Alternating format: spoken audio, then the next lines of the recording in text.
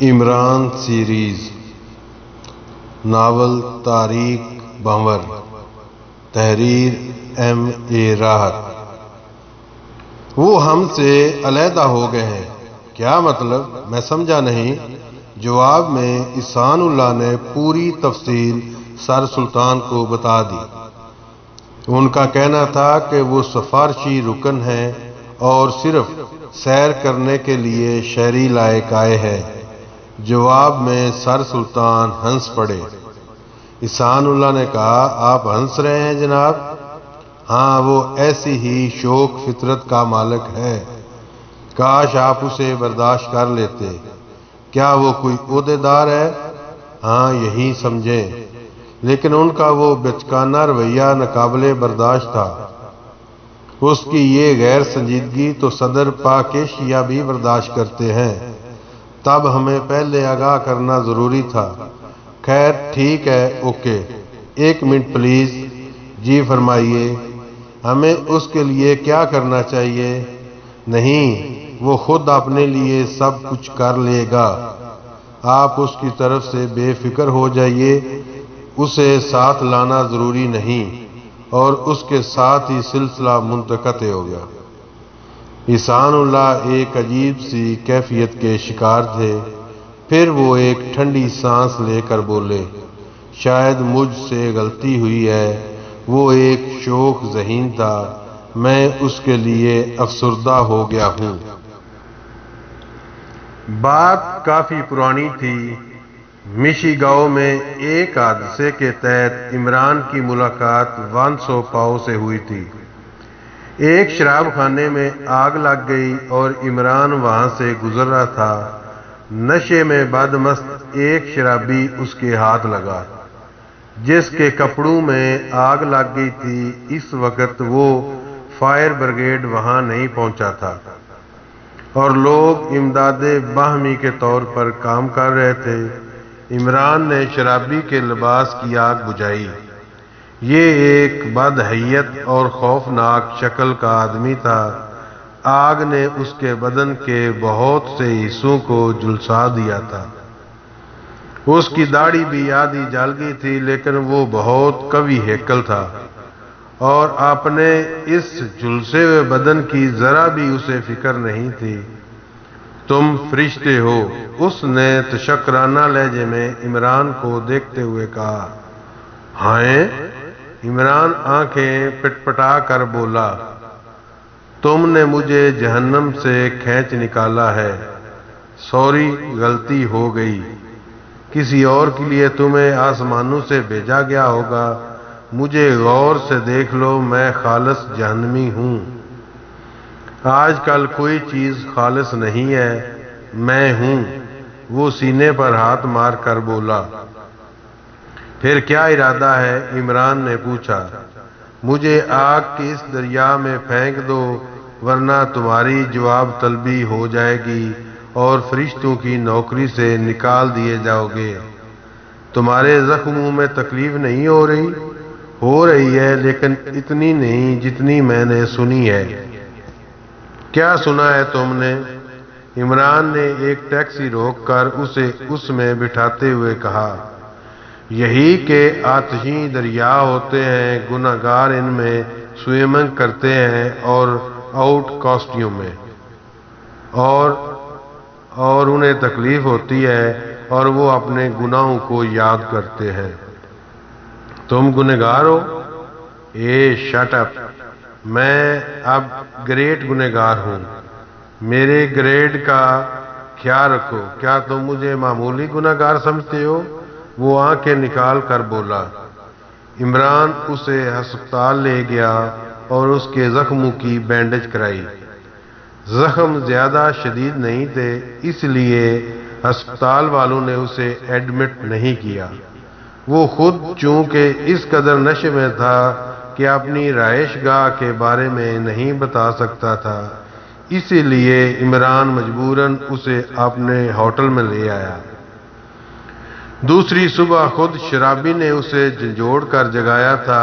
Hello, آج تم نے میری صحت دیکھی ہے، اس لیے میرا مشورہ ہے کہ آج کا دن گھر سے باہر نہ نکلنا۔ تم ابھی تک نشے میں ہو؟ نہیں، ہوش میں ہوں۔ تب پہلی بات یہ نوٹ کرو کہ یہ ہوٹل ہے، گھر نہیں، ایک ہی بات ہے۔ تو اس وقت تم ہوش میں ہو؟ ہاں، کتنی بار کہوں؟ تب جاؤ پہلے غسل کرو۔ میں ہر سال کرسمس پر غسل کیا کرتا ہوں۔ کیا؟ عمران نے کہا، قسم کھاتا ہوں۔ لعنت ہے تم پر۔ تھینک یو، وہ خوش ہو کر بولا۔ کہاں رہتے ہو؟ عمران نے سوال کیا، اور اس نے پرخیال انداز میں چھت کو گھورا۔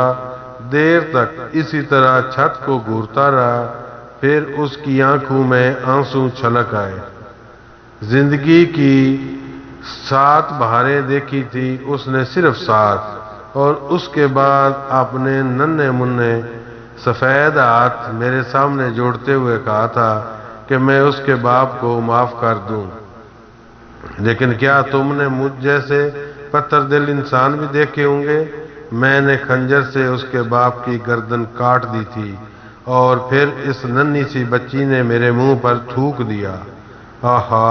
اس نے وہی خنجر میرے ہاتھ سے لے کر اپنے ننھے سے سینے میں گھونٹ لیا۔ سمجھے، میں نے تم سے غلط نہیں کہا تھا کہ میری جگہ جہنم کے سوا کوئی اور نہیں ہے۔ عمران حیران نگاہوں سے اسے دیکھتا رہا، پھر دائیں گال کھجاتے ہوئے بولا، تمہیں یاد ہے کہ تم مجھے کہاں ملے تھے؟ بدبخت، شراب مجھ سے میرے حواس نہیں چھینتی، اور کوئی شے مجھے ایسی نظر نہیں آتی جس سے میں اپنے آپ کو معطل کر لوں۔ کیا مجھے کوئی ایسی ترکیب بتا سکتے ہو جس سے میرے ہوش و حواس گم ہو جائیں؟ لوگوں کی یادداشت گم ہو جاتی ہے، اور وہ ہمیشہ ہمیشہ کے لیے ہوش و حواس سے بیگانہ ہو جاتے ہیں۔ ایسی کون سی ترکیب ہے؟ میں نے تم سے پوچھا ہے کہ کیا تمہیں یاد ہے کہ تم مجھے کہاں ملے تھے؟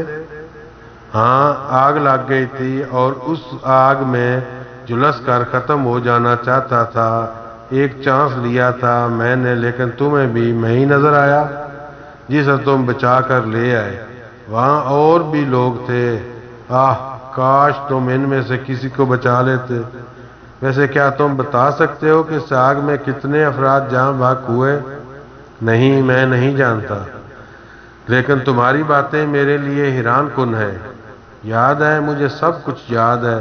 تم مجھے آگ سے بچا کر لائے تھے، ہسپتال لے کر گئے تھے اور میری بینڈیج وغیرہ کرا دی تھی، اور پھر تم مجھے یہاں لے آئے۔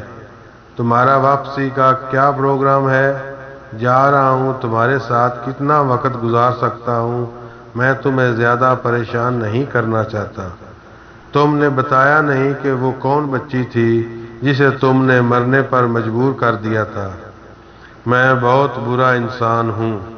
وانسو پاؤ ہے میرا نام، اور میں ایک بہت برے آدمی کا ساتھی ہوں۔ کون ہے وہ برا آدمی؟ ایک بحری قزاق، سمجھے؟ میں اس کا دست رات ہوں، لیکن کچھ عرصے سے میں نے اس کا ساتھ چھوڑ دیا ہے۔ وہ بہت انتقامی مزاج کا شخص ہے۔ اب وہ یہ سوچ رہا ہوگا کہ میں اس کے تمام راز لے کر نکل گیا ہوں۔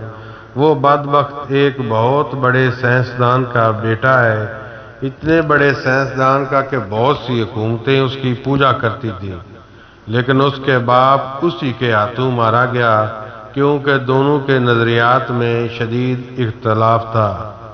وانسو پاؤ نے تعصب بھرے لہجے میں کہا، لیکن لہجہ کھردرا ہی تھا۔ کیا تم مجھے کوئی دلچسپ کہانی سنا رہے ہو؟